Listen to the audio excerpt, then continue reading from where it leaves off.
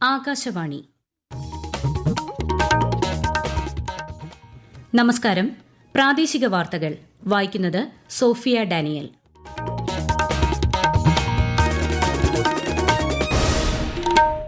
പ്രധാന വാർത്തകൾ. മൂന്നാം ഘട്ട ലോക്സഭാ തെരഞ്ഞെടുപ്പിന്റെ പരസ്യ പ്രചാരണം സമാപിക്കാൻ മണിക്കൂറുകൾ മാത്രം. അഞ്ചാം ഘട്ടത്തിന്റെ സൂക്ഷ്മ പരിശോധന അവസാനിച്ചു. മധ്യവേനൽ അവധിക്കു ശേഷം സംസ്ഥാനത്ത് സ്കൂളുകൾ ജൂൺ 3 തുറക്കും. മുന്നൊരുക്കങ്ങൾ സമയബന്ധിതമായി പൂർത്തിയാക്കണമെന്ന് മുഖ്യമന്ത്രി. ഡ്രൈവിംഗ് ടെസ്റ്റ് പരിഷ്കരണത്തിൽ ഇളവ് വരുത്തിയതിന്റെ അടിസ്ഥാനത്തിൽ സംസ്ഥാനത്ത് നടന്നുവന്ന സമരം പിൻവലിച്ചു. മെഡിക്കൽ പ്രവേശനത്തിനുള്ള നീറ്റ് പരീക്ഷ നാളെ.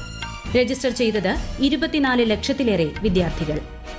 കള്ളക്കടൽ പ്രതിഭാസത്തെ തുടർന്ന് കേരള തീരത്ത് ഓറഞ്ച് ജാഗ്രത. കടലാക്രമണ സാധ്യത നിലനിൽക്കുന്നതിനാൽ മത്സ്യബന്ധനത്തിന് വിലക്ക്.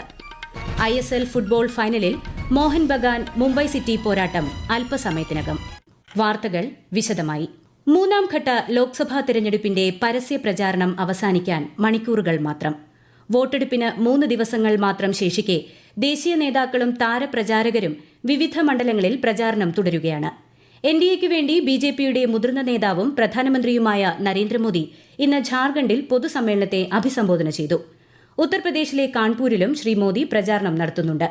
കോൺഗ്രസ് നേതാവ് പ്രിയങ്ക ഗാന്ധി, ആം ആദ്മി പാർട്ടി നേതാവ് ഭഗവന്ത് മൻ എന്നിവരും ഇന്ന് ഗുജറാത്തിൽ പ്രചാരണത്തിലാണ്. ഈ മാസം 7-നാണ് മൂന്നാം ഘട്ട വോട്ടെടുപ്പ്. അഞ്ചാം ഘട്ട ലോക്സഭാ തെരഞ്ഞെടുപ്പിന്റെ നാമനിർദ്ദേശ പത്രികകളുടെ സൂക്ഷ്മ പരിശോധന അവസാനിച്ചു. ഈ മാസം 6 വരെ പത്രിക പിൻവലിക്കാം.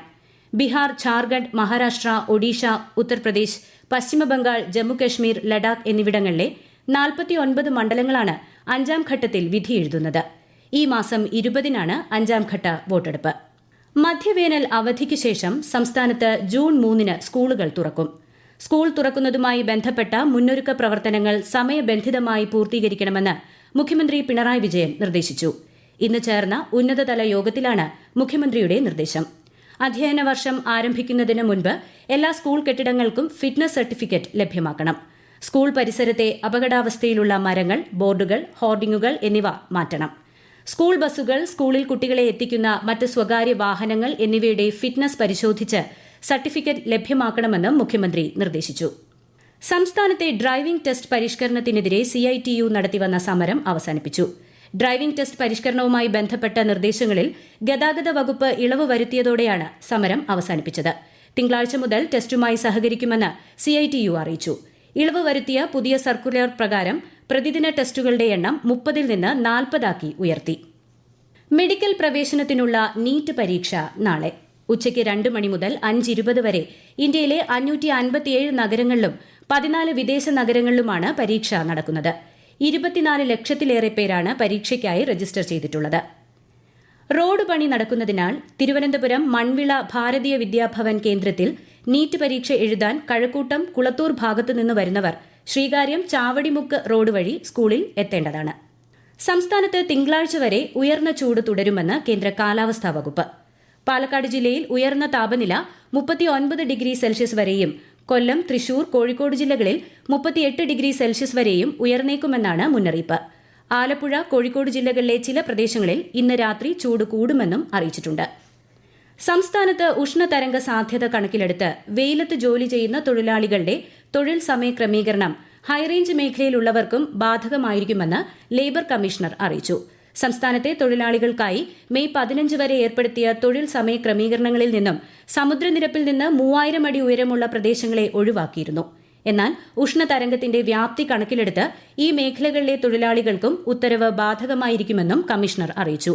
ഉച്ചയ്ക്ക് 12 മുതൽ വൈകിട്ട് 3 വരെ തൊഴിലാളികൾ വെയിലത്ത് പണിയെടുക്കുന്നത് കണ്ടെത്തിയാൽ തൊഴിലുടമയ്ക്കെതിരെ കർശന നടപടി സ്വീകരിക്കും.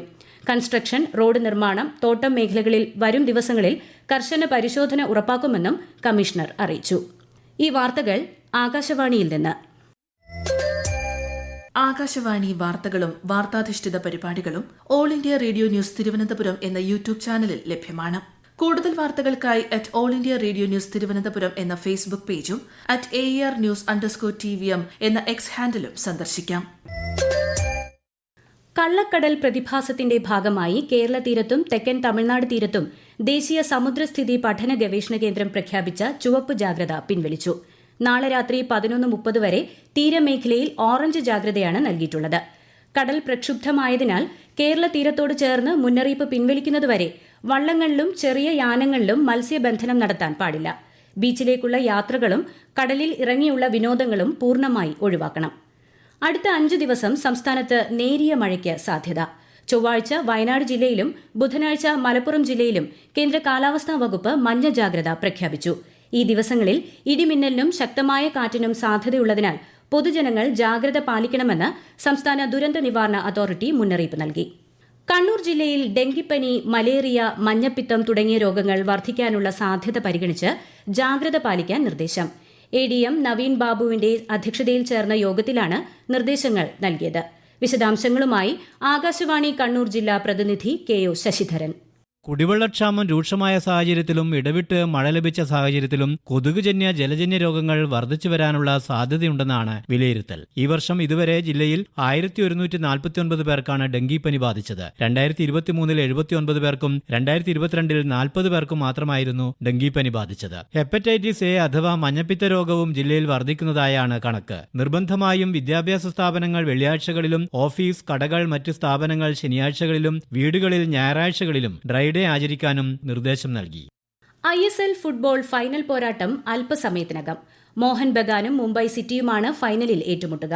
കൊൽക്കത്തയിലെ സാൾട്ട് ലേക്ക് സ്റ്റേഡിയത്തിൽ രാത്രി 7:30 മത്സരം. IPL ക്രിക്കറ്റിൽ ഇന്ന് നടക്കുന്ന മത്സരത്തിൽ റോയൽ ചലഞ്ചേഴ്സ് ബംഗളൂരു ഗുജറാത്ത് ടൈറ്റൻസിനെ നേരിടും. വൈകിട്ട് 7:30 ബംഗളൂരു ചിന്നസ്വാമി സ്റ്റേഡിയത്തിലാണ് മത്സരം. ആകാശവാണി തിരുവനന്തപുരം പ്രാദേശിക വാർത്താ വിഭാഗം അവതരിപ്പിക്കുന്ന പ്രത്യേക പരിപാടിയായ നല്ല വാർത്ത എല്ലാ ശനിയാഴ്ചയും വൈകുന്നേരം 6:40 പ്രക്ഷേപണം ചെയ്യുന്നു. ഇന്നത്തെ പ്രാദേശിക വാർത്തകൾക്ക് ശേഷം നല്ല വാർത്ത കേൾക്കാവുന്നതാണ്. കൊച്ചി പനമ്പള്ളി നഗറിലെ നവജാത ശിശുവിന്റെ കൊലപാതകത്തിൽ യുവതിയെ കസ്റ്റഡിയിൽ വാങ്ങുന്നത് ഡോക്ടറുടെ റിപ്പോർട്ട് കിട്ടിയ ശേഷമായിരിക്കുമെന്ന് city police commissioner S. Shyamsundar. യുവതിയുടെ മൊഴി സംബന്ധിച്ചും സുഹൃത്തിനെക്കുറിച്ചും കൂടുതൽ അന്വേഷണം നടത്തുമെന്നും അദ്ദേഹം പറഞ്ഞു.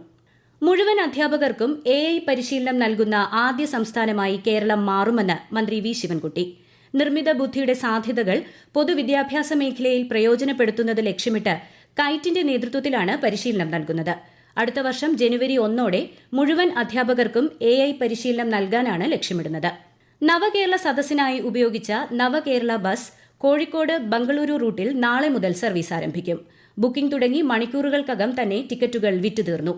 1171 രൂപയാണ് ടിക്കറ്റ് നിരക്ക്.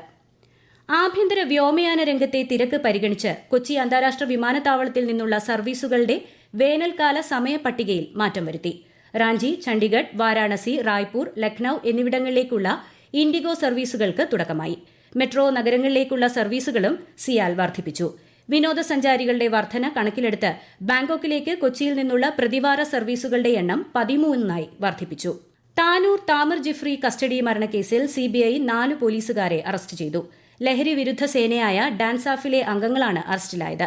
താനൂർ സ്റ്റേഷനിലെ senior civil police officer Jinesh, Parappanangadi സ്റ്റേഷനിലെ CPO ആൽബിൻ അഗസ്റ്റിൻ, കൽപ്പകഞ്ചേരി സ്റ്റേഷനിലെ CPO അഭിമന്യു, തിരൂരങ്ങാടി സ്റ്റേഷനിലെ വിപിൻ എന്നിവരെയാണ് CBI സംഘം പിടികൂടിയത്. 2023 ഓഗസ്റ്റ് 1 താമർ ജിഫ്രി പോലീസ് കസ്റ്റഡിയിൽ കൊല്ലപ്പെട്ടത്. പ്രധാന വാർത്തകൾ വീണ്ടും. 3ാം ഘട്ട ലോക്സഭാ തെരഞ്ഞെടുപ്പിന്റെ പരസ്യപ്രചാരണം സമാപിക്കാൻ മണിക്കൂറുകൾ മാത്രം. 5ാം ഘട്ടത്തിന്റെ സൂക്ഷ്മ പരിശോധന അവസാനിച്ചു. മധ്യവേനൽ അവധിക്കു ശേഷം സംസ്ഥാനത്ത് സ്കൂളുകൾ ജൂൺ 3 തുറക്കും. മുന്നൊരുക്കങ്ങൾ സമയബന്ധിതമായി പൂർത്തിയാക്കണമെന്ന് മുഖ്യമന്ത്രി. ഡ്രൈവിംഗ് ടെസ്റ്റ് പരിഷ്കരണത്തിൽ ഇളവ് വരുത്തിയതിന്റെ അടിസ്ഥാനത്തിൽ സംസ്ഥാനത്ത് നടന്നുവന്ന സമരം പിൻവലിച്ചു. മെഡിക്കൽ പ്രവേശനത്തിനുള്ള നീറ്റ് പരീക്ഷ നാളെ.